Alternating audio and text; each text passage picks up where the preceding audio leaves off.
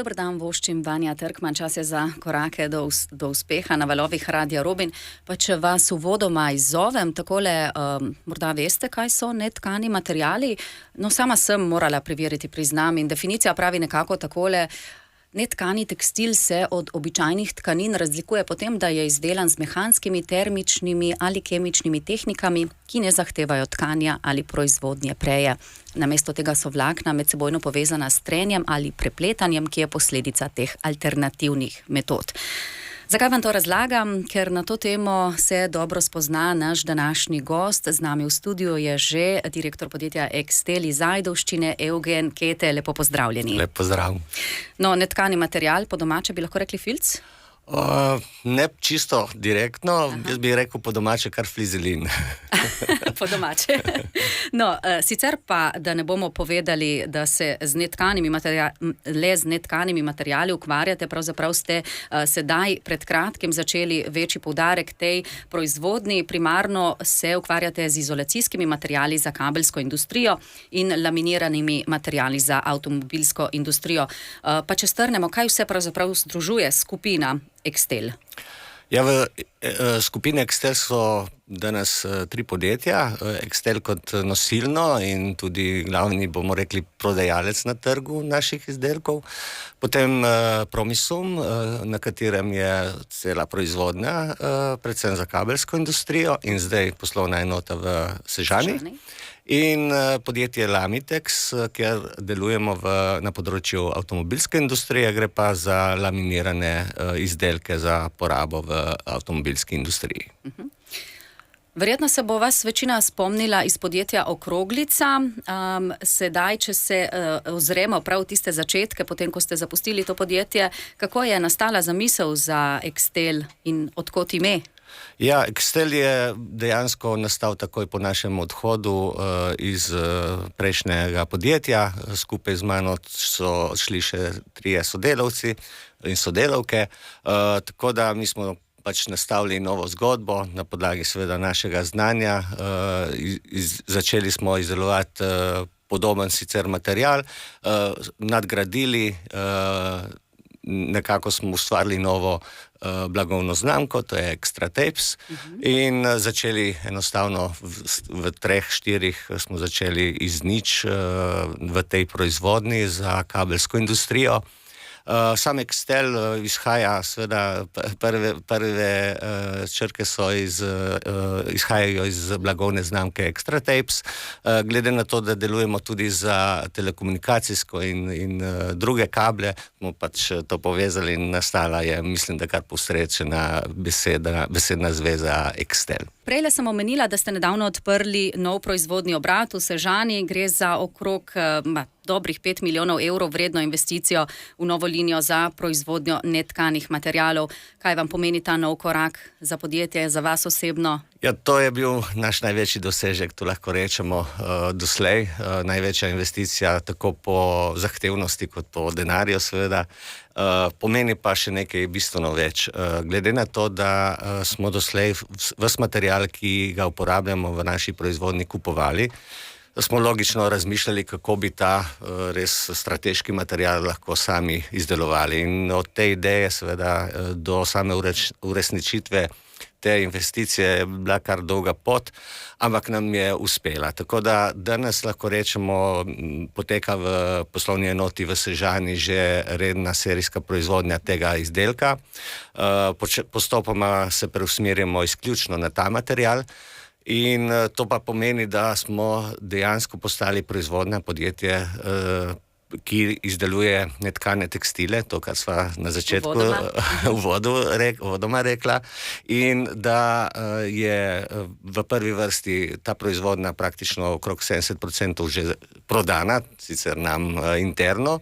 In tisto, kar je pa, moram reči, res najpomembnejše v tej zgodbi, je, da bomo, in to resno nameravamo, da gremo potem še na druga tržišča z temi proizvodi, z netkanimi materiali iz Sežane, ki so seveda neodvisna od sedanje industrije, sedanjih industrij, ki jih obvladujemo, in tukaj pa pomeni, po našem mnenju, res še lahko bistveno večji razvoj podjetja in seveda tudi lepšo prihodnost. Se pravi, velik skok, za katerega je bilo potrebno kar nekaj priprav in zaleta, če tako rečem. Obenem pa je tudi večji korak, bomo rekli, k zeleni prihodnosti. Že sam prevoz, recimo, je okoljsko bolj varčen. Nenazadnje je tudi javna agencija Spirit podprla sam projekt prav s tem namenom okoljske, bolj zelene, se pravi zelenega prehoda, drži? Točno tako, to je bil tudi eden od razlogov, zaradi česar je Spirit podprl to proizvodnjo. Sama proizvodnja pomeni bistveno zmanjšan ogljični odtis podjetja, praktično je natančno izračunan. Mi bomo zaradi tega zmanjšali naš ogljični odtis približno 80%, v številkah pomeni to približno 300 ton CO2 manj, se pravi samo v Excelu, pomeni pa še en kup drugih pozitivnih korakov tako imenovanemu zelenemu prehodu. Tako da sama investicija je tudi z vidika, bomo rekli, tega zelenega prehoda zelo pomembna za naše podjetje. V prejšnjem delu sva že govorila nekoliko o teh mejnikih, omenili ste Extra Tapes, torej selitev vaša je bila iz nekdanje Tekstine v nove poslovno proizvodne prostore konec leta 2021, pravzaprav v obdobju epidemije COVID-a ste to počeli. Ja, res je, to je bila, bi rekel, druga največja investicija v našem življenju. Leta 2021 smo se preselili v nove poslovne prostore, skupaj s proizvodnjo iz Tekstine, iz prostorov Tekstine, kjer smo bili v najemu.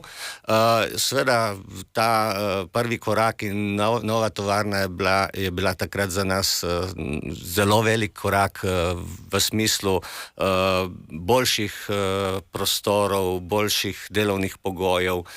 Nenazadnje tudi cela stavba je praktično digitalizirana, praktično lahko rečemo, da gre za zelo moderno stavbo z tega vidika in je pomenila tudi korak naprej pri boljšem servisu do naših kupcev.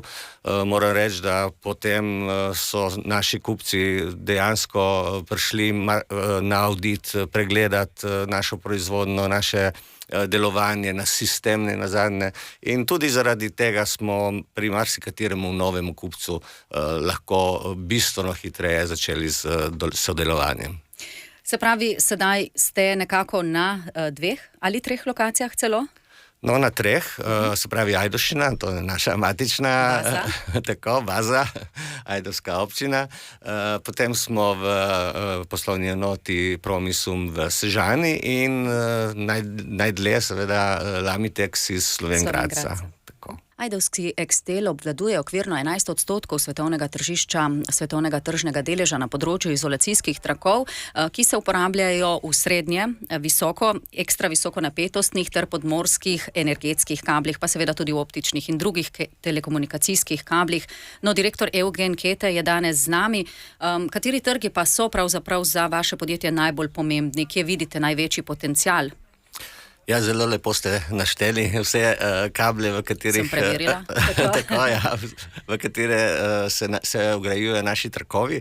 Drugače smo, bomo rekli, kar se nas tiče, smo kar na globalnem trgu, nenazadnje na domačem trgu nimamo kupca. Drugače, z vidika samih trgov pa naj omenim najprej Evropska unija. Znotraj Evropske unije so trgi največji: Italija, Francija, Nemčija, Švica, Češka tudi in tako naprej. Potem so mogoče manj pomembni v Evropski uniji, ki jih ni treba naštevati, bomo rekli. Potem, če gremo izven Evropske unije, smo na Bližnjem vzhodu, Severna Afrika, tudi zanimivo tržišče, tudi še vedno ruski trg, ker pač nismo na nobeni listi prepovedanih produktov, in tudi v Združene države izvažamo. Tako da skupaj vsa 3 podjetja danes izvažamo v približno 27 držav. No, kasneje vas bom povprašala še malce o teh segmentih, pravzaprav predvsem tej podmorski me zanimajo, ker ste ravno omenili ZDA, pa tudi Rusijo. Kako te recimo politične razmere vplivajo? Vemo, vojna v Ukrajini, pa nenazadnje sedaj te Trumpove carine, če jih tako lahko imenujem. Kaj to pomeni za vaše podjetje, kako ste se prilagodili, se prilagajate ne nazadnje? Ja, z vidika ukrajinske vojne, prvi seveda vpliv in šok je bil vse, kar nas je dejansko, kar se je zgodilo na področju energetike. Zrasle so seveda cene zemeljskega plina, elektrike in tako naprej.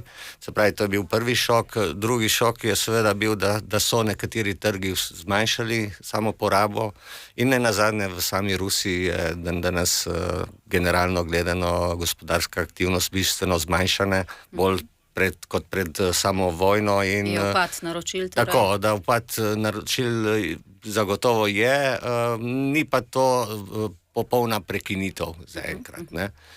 Tako da, ja. Kaj pa Trumpove carine? Kar se Trumpovih carin tiče, je mogoče zadeva malo bolj kompleksna. Zdaj seveda vsi se ukvarjamo s tem, kakšne bodo vplive na gospodarstvo. Jaz mislim, da vse skupaj, kar se dogaja najprej z njihovimi carinami, zdaj seveda povračilne carine, ima lahko samo eno posledico, to je zmanjšanje gospodarskih aktivnosti po celem globalno rečeno. Zdaj, ali bo to 10%, ali bo to 20%, je seveda kar veliko vprašanje. Jaz konkretno vseeno upam, da se ta zadeva, ker prihaja do škode res na globalni ravni, ne bo končala na tako oster način in da bo mogoče vseeno prevladala ena realnost oziroma neka racionalnost vseh dejavnikov v tej zgodbi in ne nazadnje, po mojem mnenju, ta glavna stvar, ki se bo verjetno zgodila, je ta, da bodo volivci Trumpa ugotovili, ali s tem sledi obljubam, ki jih je dal za njih osebno, za njihove žepe ali ne. Tako da bomo pa videli, vsekakor negativne in škoda že nastaja.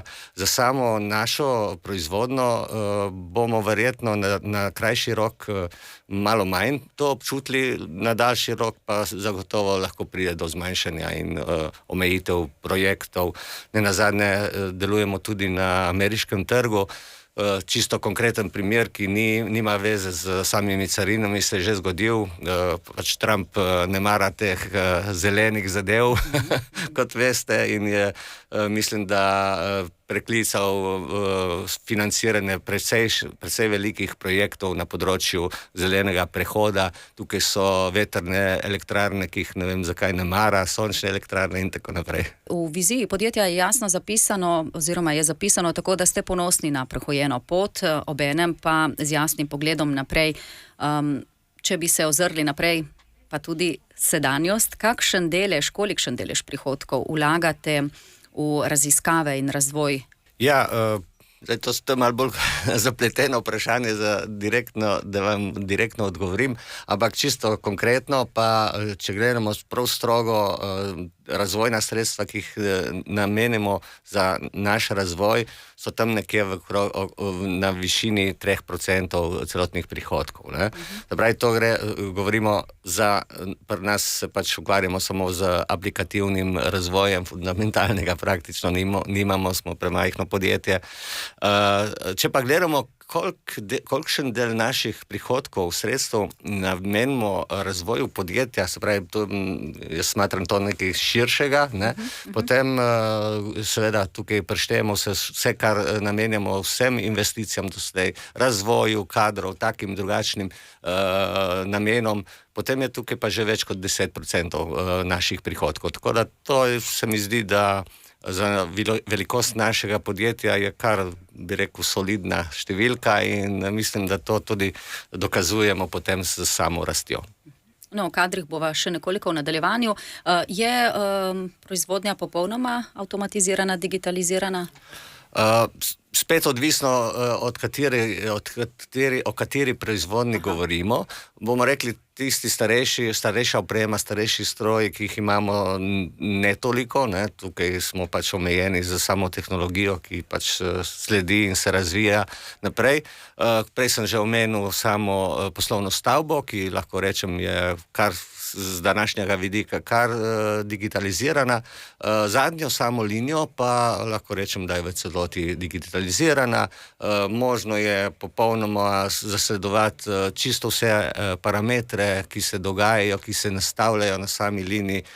Sicer še nekaj malega softvera nam manjka, da bomo tudi lahko statistično obdelovali vse te podatke in res imeli največ od tega digitalizacije v tem primeru. Tako da mislimo, da je to en tak fajn prispevek in pomoč poslovanju nasploh, pa tudi ljudem v sami proizvodnji. No, kam pa ciljate naprej? Pa če vas tukaj malce povprašam, tudi prejle, ko smo naštevali, kje vse se uporabljajo izolacijski trakovi podjetja, sem omenila tudi podvodne oziroma kable prav za tovrstno, bomo rekli, uporabo. Kolikšen segment predstavlja ta delež, ali raste? Kje ste najbolj močni? Ta delež je, lahko rečemo, vedno večji. Zdaj težko bi ga ocenil, ker ne vemo vedno, v katere projekte naši kupci vgrajujejo naše trakove. Tisto, kar zaznavamo na trgu, je, da se proizvodnja teh bolj zahtevnih kablov krepi, da so proizvajalci, naši kupci, ki delajo te kable, zasedeni tudi po 5 in več let naprej, in da so naši trakovi, ki se uporabljajo za ta namen, tudi bolj kompleksni z, recimo, višjo dodano vrednostjo, skratka, vsekakor bolj zanimiva za naše podjetje. Tako da naš cilj je seveda nadaljevati in spremljati to rast na tem področju. To je en tak manjši segment v kabelski industriji, ki je pa seveda za naše podjetje izredno zanimiv. No, še na področje zelenega prehoda, ki sva ga že prej nakazala nekako, ki Trumpu ni ravno povšeči, kje pa ste v vašem podjetju s tem? Sama politika podjetja je popolnoma jasna. Dejansko sledimo vsem razvojem na tem področju samih sistemov. Nenazadnje imamo tudi naš okoljski certifikat ISO 14001. V celoti pa smo, bomo rekli, tam, kjer zahtevajo naši kupci. To je malo čudno rečeno, ampak tisto, kar je seveda nujno, je, da nas kupci dejansko usmerjajo in tudi zahtevajo od nas prilagoditve. Torej so tudi zahteve kupcev v tej smeri? Seveda. Naš kupec že hoče dejansko točen izračun, kakšen je ogljični odtis tistega metra ali pa tekočega metra produkta, ki ga mi njemu prodamo. Zakaj? Zato, ker tudi on mora na konci izračunati v tem kablu, kako in na kakšen način onesnažuje in kakšne emisije so povezane s proizvodnjo tega kabla. Še preden se seliva na področje kadra, morda bi besedo dve namenili še vaši poslovni enoti v Ajdovščini. Ravno kar sva govorila, da ste lepo zasadili tudi rastline, ki, bom rekla, ne potrebujejo zalivanja, torej v smeri zelenega prehoda, kot sva prej omenila, pa tudi eno nenavaden hotel ste postavili. Zakaj gre? Ja, to je malo sicer heca, ampak hotel resnično stoji. To je hotel za žuželke pred našo poslovno stavbo, stoji in mi smo ga dali zraven, ker tudi s tem nekako prispevamo k politiki našega podjetja, k zelenemu prehodu, če hočemo zelo na široko povedati. In kakšen konkretno je ta hotel? No, hotel, prva stvar, ki stoji pred stavbo, bomo rekli 1,5 metra višine. Čakamo na obiskovalce sicer še, ampak verjamemo, glede na to, da je hotel kar lepo narejen iz lesa, da prebivalci pridejo. Eden izmed pogojev razpisa tudi, kaj ne? Tako, to je bil tudi eden od pogojev oziroma točk, ki prinašajo same točke pri samem razpisu za tale zeleni prehod. No, pomembno pa je tudi osveščanje ne le zaposlenih, ampak tudi njihovih družin, ste dejali, in že smo pri kadru, nekako nekaj čez 80 zaposlenih ima trenutno skupina. Kako je pri vas s kadrom, ga iščete z lučjo pri belem dnevu, kot je to marsikje, ali ste trenutno zadovoljni? Če gledamo generalno, bi rekel, na področje kadrov v zadnjih par letih verjetno vlagamo največ energije in tudi časa kot podjetje. Seveda področje kadrov terja ta prispevek in to ukvarjanje, predvsem zaradi tega, ker seveda povsod kadrov zmanjkuje. Moramo se res potruditi za kadre, da jih privabimo seveda najprej, predvsem pa da jih zadržimo. Zakaj? Zaradi tega, ker seveda fluktuacija kadrov je v podjetju ena najslabših zadev, ki se ti lahko zgodi in pomeni ponovno delo za nekaj, kar si že naredil.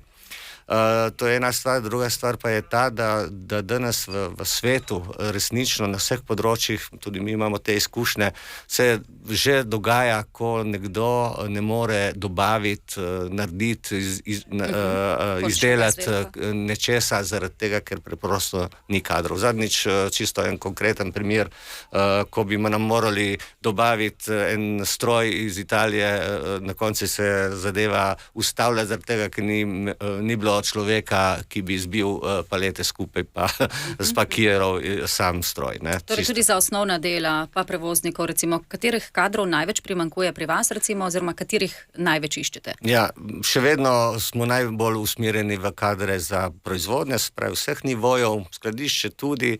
Tako da mi delamo res kar velike korake, kako privabljati kadre in predvsem kako jih zadrževati.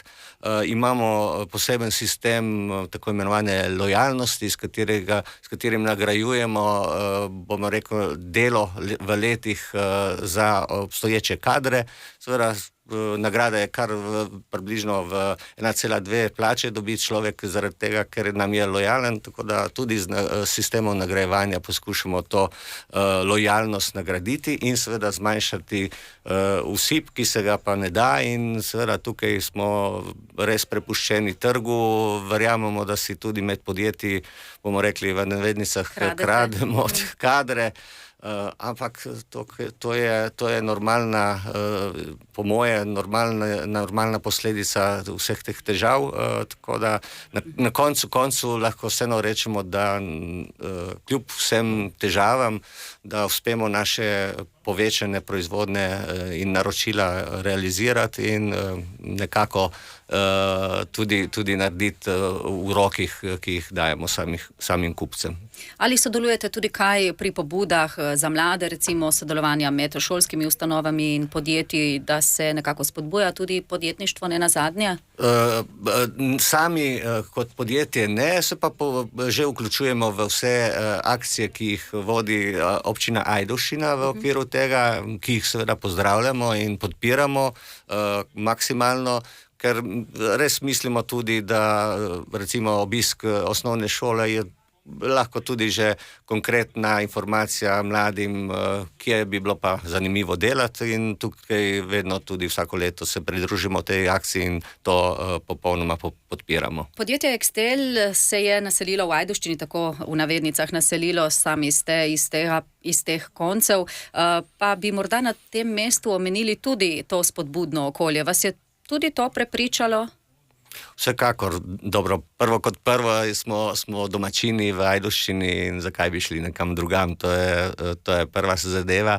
Druga stvar, jaz še vedno na vsakem koraku lahko samo pohvalim Ajdovsko občino in vse pozitivne izkušnje, ki smo jih imeli pri recimo novih investicijah, pri tem, da smo nenazadnje tudi ostali v Ajdovščini, in tukaj ni skrivnost, da je treba res omeniti našega župana Tadeja Beočanina, s katerim zelo dobro sodelujemo in ki je tudi res podprl vse naše razvojne ideje, vključno s samo poslovno stavbo in samim objektom, ki smo ga odprli leta 2021. Se pravi, to je velikega pomena, spodbudno okolje, recimo, kje bi lahko bile te ovire, pa niso bile? Ja, gledajte, vsak od podjetnikov vedno in tudi nas običajno najbolj živcira, če so ovire pri sami dokumentaciji za take objekte.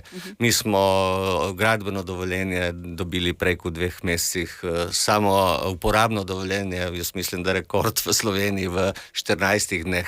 In tukaj ni kaj drugega dodati to, da podporne službe na občini, na upravnih enotah podpirajo gospodarstvenike, ki imajo že tako in tako en kup problemov pri takih investicijah, takih projektih, je res zelo, zelo pomembno. Ne? In nenazadnje pri dobri izkušnji, takšni, kot smo jo imeli mi in ki jih imamo mi, je potem nesporno to, da bomo na isti način razmišljali in delovali pri morebitni naslednji investiciji. Tako da s tem mislim, da to spodbudno okolje, tako kot je nas spodbudilo, da smo se širili v Ajdovščini, tako verjamem, in kar je nenazadnje videti vsak dan skozi Ajdovščino, verjamem, da podobno razmišljajo kolegi, podjetniki, in zaradi tega mislim, da Ajdovščina tudi gospodarsko cveti. Je pa res, da prihaja pa tudi čas, kar je tudi župan in občinska politika jasno povedala, da je čas tudi za druga področja podpirati, kot je kulturno, infrastruktura in tako naprej. Tako da zato je, jaz mislim, še vedno dovolj časa in da bodo prioritete, ki si jih je občinska uprava in pa občina postavila, šle ravno v to smer. Pa mogoče v tej luči tudi spodbujanje oziroma vračanje podjetništva nazaj v lokalno okolje? Tudi kar se tega tiče, čeprav zdaj, kot slišim v Ajdovščini, že zmanjkuje prostora, ampak verjamem, da bodo našli površine, ki bi bile tudi primerne še za nadaljnjo rast gospodarstva v Ajdovščini, in verjamem, da iz tega lahko pride še kdo, ki danes deluje, kakšen podjetnik ali pa podjetje, ki danes deluje kje drugje izven v ostalih občinah ali pa izven naše občine. Ampak recimo, da podjetje samo vrača nekaj skupnosti, torej da odpira svoje vrata, ne nazadnje na nek način torej povrne to dobro sodelovanje. Jaz mislim, da podjetje, ki je deležno te pomoči, in tudi mislim, da tudi večina podjetij to počne, je izredno hvaležno lokalni skupnosti, če lahko rečem v tem primeru, in z vsemi možnimi sredstvi, akcijami podpira to lokalno skupnost. Na nek način je to, ne bom rekel dolg nas podjetij, lokalni skupnosti, ampak mislim, da vsekakor podjetja morajo na nek način vračati to, kar smo iz same občine prejeli, pa ni važno pravzaprav v kakšni obliki. Tako, ne bomo vsi uspeli financirati novega, recimo, zdravstvenega doma, kot je to gospod Boscarol. No, še čisto za konec, pa če smo začeli osebno, bomo tudi zaključili osebno, kje se vidite čez kakšnih 5 let, denimo. Ja, čez 5 let, mislim, za nas je prihodnost vsekakor vznemirljiva. Zelo radi gledamo v prihodnost. Zakaj? Zato, ker jo na ta način soustvarjamo. Seveda mi imamo tudi z ostalimi kolegicami v podjetju tudi že svoja leta in tudi svoje načrte, ko bo treba mogoče postopoma tudi izpresti, bomo rekli. Tako da načrtujemo in razmišljamo tudi o seveda naslednjih generacijah. Samo podjetje pa verjamem, da bo šlo po poti uspeha predvsem na obstoječih področjih, v kabelski industriji in avtomobilski industriji, zlasti pa res veliko prihodnost vidimo v netkanih materialih. Evgen Kete, hvala za ta navdihujoč pogovor in seveda veliko uspeha tudi v bodoče. Hvala lepa in lep pozdrav vsem poslušalcem. Tudi z moje strani lep pozdrav, lepo se imejte še naprej in naslišanje prihodnjič. Koraki do uspeha.